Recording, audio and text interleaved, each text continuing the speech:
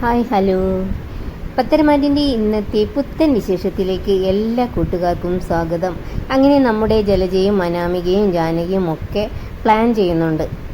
ഏകദേശം അവർക്ക് കാര്യങ്ങളൊക്കെ മനസ്സിലാകുന്നുണ്ട്. അമ്മയും മരുമകളും തമ്മിൽ അവരുടെ മുൻപിൽ അഭിനയിക്കുകയാണ് എന്നുള്ളത്. അതുകൊണ്ട് തന്നെ ജലജ പറയുന്നുണ്ട്, ഇന്ന് അവരുടെ കള്ളത്തരം പൊളിക്കുക തന്നെ വേണം. സത്യം ദേവേടത്തിയുടെ നാവിൽ നിന്ന് തന്നെ അറിയണം. അതിന് എന്താ വേണ്ടത് എന്ന് എനിക്കറിയാം. അപ്പോൾ ജാനകി പറയുന്നുണ്ട്, ഇതിന് നിന്റെ കൂടെ ഞങ്ങൾ രണ്ടാളും ഉണ്ടാകും. അപ്പോൾ ജലജ, എങ്കിൽ നിങ്ങൾ എന്നോടൊപ്പം വാ, താഴെ അവൾ പൂജ ചെയ്യുന്നുണ്ട്, ഇത് തന്നെയാണ് നല്ല സമയം. അങ്ങനെ അവർ താഴെ വരുന്നുണ്ട്. നയനയും ദേവയാനിയും ഒക്കെ പൂജാ റൂമിലാണ്. നയന ദൈവത്തിന് ആരതിയൊക്കെ ഒഴിയുന്നുണ്ട്. അങ്ങനെ എല്ലാവരും പ്രാർത്ഥിക്കുന്നുണ്ട്. അപ്പോൾ ജലജ അർത്ഥം വെച്ചിങ്ങനെ ഓരോന്ന് പറയുന്നുണ്ട്. ഈ വീട് ഇപ്പോൾ കള്ളങ്ങളുടെ കലവറയാണ്. അപ്പോൾ അത് ശരിയാണ് എന്ന് പറയുന്നുണ്ട്. ആര്?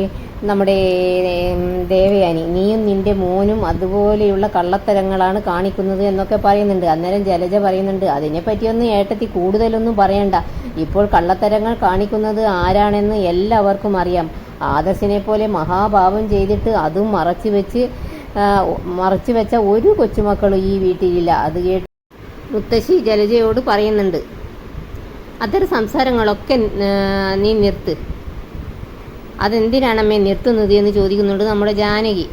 ആദർശം ഇവളും ചെയ്ത കള്ളങ്ങൾ വിളിച്ചു പറഞ്ഞാൽ അത് ഇവിടെ ആർക്കും ഇഷ്ടപ്പെടുകയില്ല.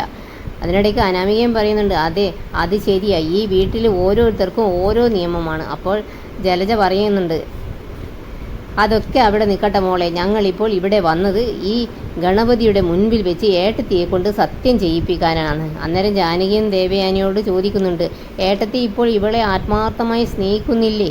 പുറമേ ദേഷ്യം മാതിരി അഭിനയിക്കുന്നതല്ലേ എന്നൊക്കെ ചോദിക്കുന്നുണ്ട്. അപ്പോൾ ദേവയാനി, എന്ന് നിന്നോടാരാ പറഞ്ഞത് എന്ന് ചോദിക്കുമ്പോൾ ജാനകി പറയുന്നുണ്ട്, ആരും പറഞ്ഞില്ല, ഞങ്ങൾക്ക് അങ്ങനെ തോന്നുന്നുണ്ട് ഇപ്പോഴെന്ന് പറയുന്നുണ്ട്. ആ തോന്നൽ സത്യമല്ലെന്ന് തെളിയിക്കേണ്ടത് ഏട്ടത്തിയുടെ കടമയാണ്. അന്നേരം ദേവയാനി ചോദിക്കുന്നുണ്ട്, എന്താ ഇത്ര നിർബന്ധം? നീയൊക്കെ എന്തെങ്കിലും ആലോചിച്ച് കൂട്ടിയിട്ട് എന്നോട് പറഞ്ഞാൽ അതൊക്കെ ഞാൻ സമ്മതിച്ചു തരണോ എന്നൊക്കെ ചോദിക്കുന്നുണ്ട്. അപ്പോൾ ജലജ പറയുന്നുണ്ട്, സമ്മതിച്ചു തരണ്ട, സത്യം ചെയ്തു തന്നാൽ മതി എന്ന് പറഞ്ഞ് ദേവയാനിയുടെ കൈയെടുത്ത് നയനയുടെ തലയിൽ വയ്ക്കുന്നുണ്ട്. ഈ ഭഗവാന്റെ മുൻപിൽ വെച്ച് ഏട്ടത്തി സത്യം ചെയ്യുക, ആദർശിന് വേണ്ടി മാത്രമാണ് ഇവളെ ഇവിടെ നിലനിർത്തിയിരിക്കുന്നതെന്ന്. ഇതെല്ലാം കേട്ട് മുത്തശ്ശി പറയുന്നുണ്ട്, അതിൻ്റെ ഒന്നും ആവശ്യമില്ല. അപ്പോൾ ദേവയാനി പറയുന്നുണ്ട്, ആവശ്യമുണ്ടമേ, ഏതായാലും നയനയുടെ തലയിൽ കൈവച്ചല്ലോ, സത്യം തുറന്നു പറയാം എന്നും പറഞ്ഞ് ദേവയാനിയുടെ കണ്ണിലൊക്കെ അപ്പോഴത്തേക്കും കണ്ണിൽ വെള്ളം നിറഞ്ഞിട്ട് എന്നിട്ട് വിതുമ്പിക്കൊണ്ട് പറയുന്നുണ്ട്. വളരെ സ്നേഹത്തോടെയും വാത്സല്യത്തോടെയുമാണ് പറയുന്നത്, എനിക്ക് എൻ്റെ ആദർശ മോനേക്കാളും എൻ്റെ ജയേട്ടനേക്കാളും കൂടുതൽ ഞാൻ എൻ്റെ നയനമോളെ സ്നേഹിക്കുന്നുണ്ട് ഇപ്പോൾ. അത് കേട്ട് ഞെട്ടുന്നുണ്ട് നമ്മുടെ ജലജയും ജാനകിയും അനാമികയും ഒക്കെ.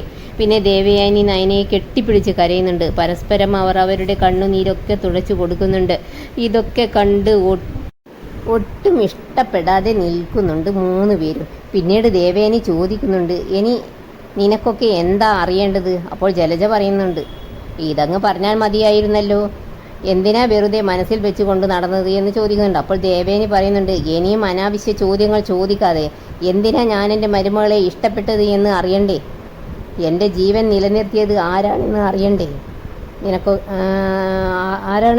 നിനക്കൊക്കെ? ആരാ എനിക്ക് കരൾ പകുത്തു തന്ന പെൺകുട്ടി എന്ന് അറിയണ്ടേ എന്നൊക്കെ പറയുന്നുണ്ട്.